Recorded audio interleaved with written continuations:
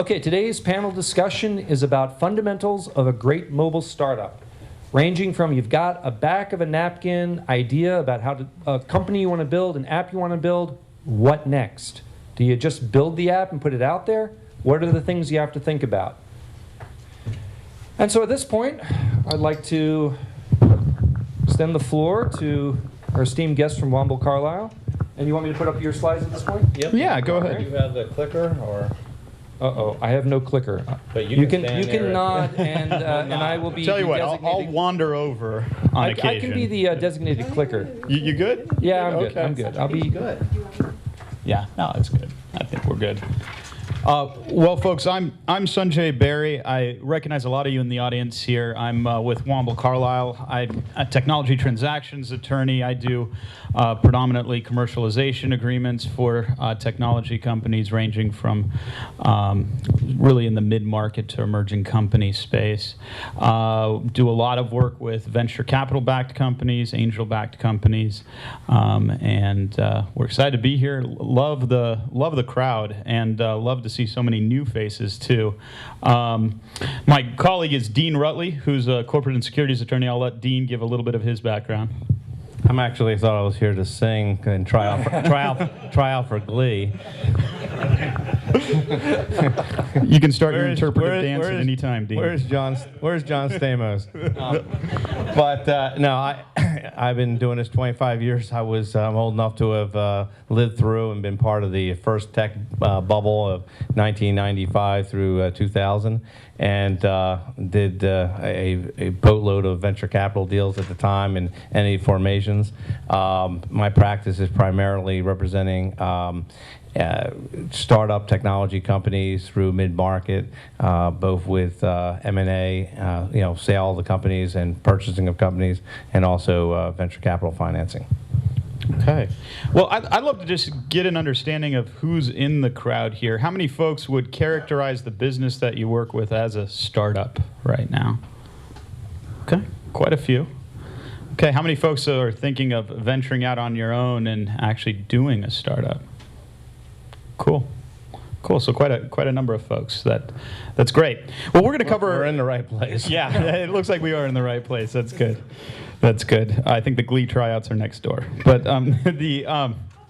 so we're going to start off by touching on a couple of different things in my space, really IP and technology overview. We're going to go over a couple of thoughts, some of the things you want to think about when protecting the IP that you have in your company, protecting your developments, protecting your ideas to the extent possible, and really putting yourself in as good a position as possible, always with the eye towards ultimately what this guy helps you with, which is hopefully a financing or an M&A transaction. So we're going to talk a little bit about what you do to secure ownership of your technology. So when you start your business, you generally start with an idea, right? You generally put pen to paper, maybe come up with a few thoughts of, this is what my concept is, this is what it's going to look like, this is what I'm going to develop. How many folks think that that idea in and of itself is protectable? Okay, good. That's a good answer, because ideas in and of themselves are a difficult thing to protect, and this is one of the challenges that we often run into with startup companies, is that IP really breaks down into a couple of different categories that we'll talk about, and ideas slash know-how is not one of them that's protectable within the U.S. So one of the things you want to think about is, as you sort of develop your idea, you want to think about keeping it close to the vest. You don't necessarily want to share that idea with others. You don't necessarily want to give that idea out, because you may lose some of the protection we're going to talk about later. To the extent that you're working with others, whether they be employees, contractors, whether they be other developers or consultants that you're working with, one of the things you want to make sure is that you have agreements in place with those folks, so that the work that they do with you assigns back to either you as the owner or you as the company. And Dean will talk a little bit more about sort of entity formation and the creation of what it means to create, a separate legal entity. But one of the things you want to be thinking about is making sure that those that you partner with, those that you work with to develop your technology, that you have agreements in place to get ownership of what it is that they're developing with you. That goes into, making sure that there's appropriate assignment terms in those agreements, that make sure that in your development agreements with your partners that they have terms like, I hereby assign all right, title, and interest into the developments I do for you to the company, or to you as the original owner or founder of that entity. These are very important things to think about. The other thing you want to be thinking about is, what are you using to do this development work? Are you using COTS products? Are you using some commercial off-the-shelf components in order to do some of this development? Are you using, for example, Visual Studio, right, to do some of that development work? Have you properly licensed that? Are you using open source tools out there? Do you have proper licenses to those open source tools that you're using?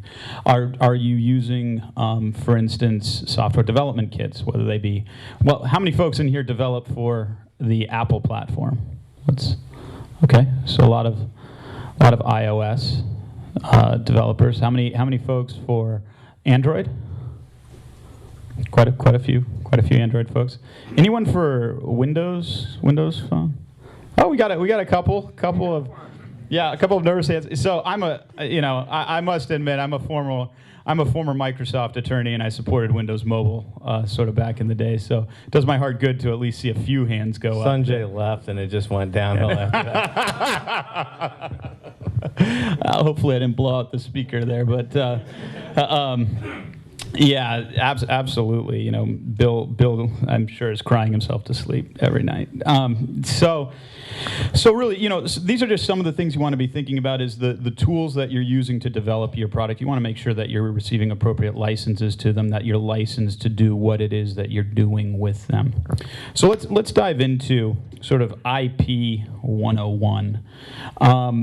When we talk about IP, and we talk about IP as it relates to mobile apps in particular, we're really talking about IP that protects software. So IP that protects software, intellectual property rights that protect software, really can be bucketed out into a few different categories. We've got copyright. Copyright is the tangible expression of an idea. So the moment you do put pen to paper, the moment you do write your first lines of code, the moment you do put something tangible into existence, you own the copyright in that. And you don't need to register in order to own that copyright. The mere fact that you've done that allows you to own that copyright.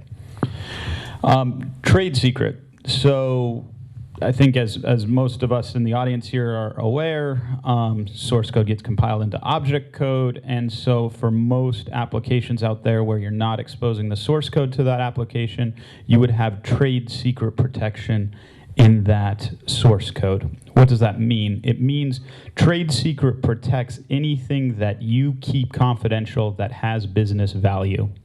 Now, remember that it's anything that you take steps to keep confidential, right? So the moment something gets exposed, the moment you haven't taken steps to keep something confidential, you run the risk of losing that trade secret protection in that item. And trade secret protection is separately recognized by law. It gives you enforceability. It gives you rights to go after others for misappropriating that trade secret. So it's why keeping things confidential that have business value to your company is important. And things like non-disclosure agreements, appropriate agreements with employees, appropriate agreements with developers in order to keep those items confidential, that helps you protect that trade secret protection. That helps ensure you maintain trade secret protection in the code that you've developed.